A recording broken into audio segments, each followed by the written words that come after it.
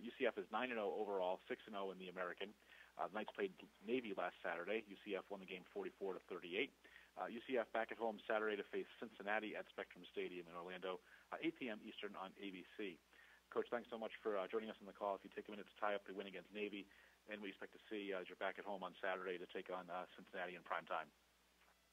Absolutely. Just excited that our kids, again, were able to go out and just compete extremely hard against Navy this past Saturday, challenge them to start fast. We were able to do that in all three phases of the football game. Defensively, thought we played with great eyes and great discipline and tackled well early in the football game in particular. Offensively, the running game was critical to our success, and just appreciate the way our kids competed and played and performed. And we're excited about the next one as well. Kids came back in the building today and understand the opportunity that we have this Saturday. And I think they also understand that all that matters is just how we prepare each and every day this week, and that'll take us to kickoff. Take questions for Coach Heupel, please. *1 on your telephone keypad to join the queue. The operator will introduce you.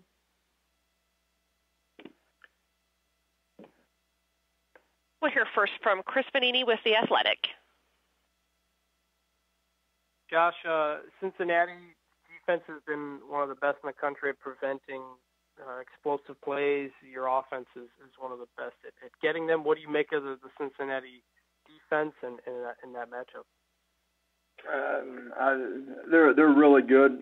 Starts with them up front. I think their front forwards is as good as there is, and so it's a huge challenge for us in the run game to create movement and create space for our backs, but also in the pass game as well, being able to protect the quarterback. Defensively on the back end, they challenge everything. A lot of press man on the outside and tight coverage on your slot receivers. So they make you earn it, and they've been on the right side of not allowing people to do that. We got to find ways to have balance. We got to be able to run the football, and then got to be able to create some big plays in the passing game. And will you talk to you guys at all about the fanfare of College Game Day and everything that comes with that this week?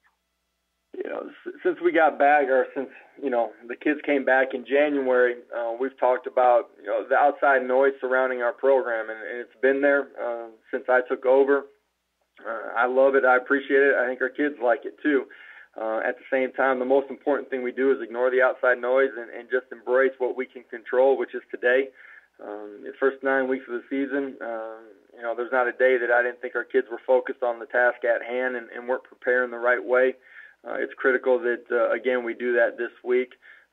We want our program to be in a situation like this where, each and every week the games get bigger because you're performing the right way. And so we're going to embrace the opportunity and get our kids ready to play. Appreciate it. Thank you. Yep.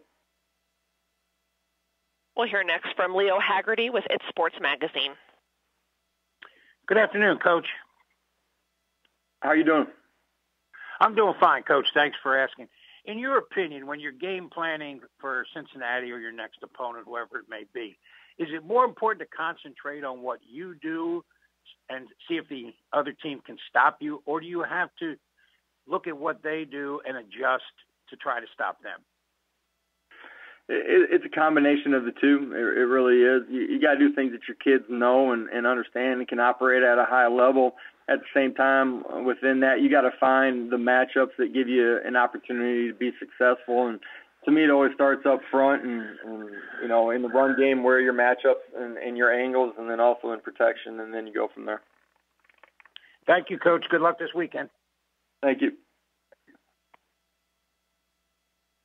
And we'll go to Dan Tortora with WakeUpCallDT.com. Good afternoon, Coach. How are you? Great. Thank you. Just what you can say about this conference. I know it's your first year inside of the conference, but just what the level of competition has been, what this East Division has thrown at you, and just what you could say overall about the American and the Power 6 conversation. Yeah, Power 6 is real. I thought that when I was outside of the conference. I think that having been in it, you have to bring it every single week.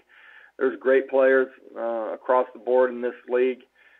Great, tremendous skill players on every football team. and I think the coaching is really good. Throughout this entire conference, you look at our division.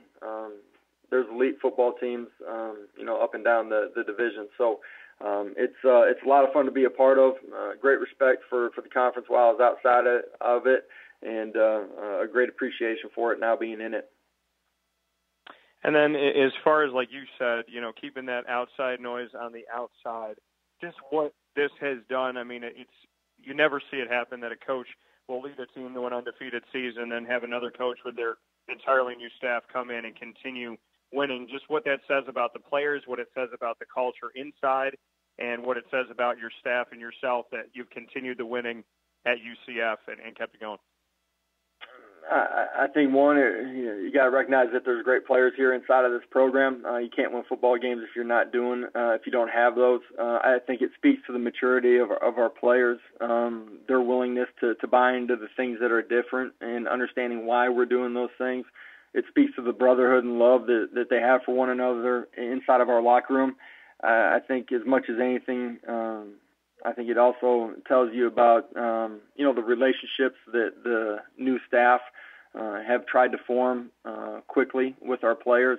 You can't go through adversity. You can't win football games if you're not tight and a true family and love one another. And those things don't happen just because you come in the door and say that that's what you want. I think it speaks to the time that we've spent with our players, getting to know them as individuals, and ultimately them understanding that it's not just about the game of football. We're trying to help them achieve greatness in every area of their life so that when they leave here with a degree in hand, they're going to go out in the world and be extremely successful. Well, thank you, Coach, and good luck this week. Thank you. Coach, thanks so much for your time. As always, look forward to hearing from you once again next Monday.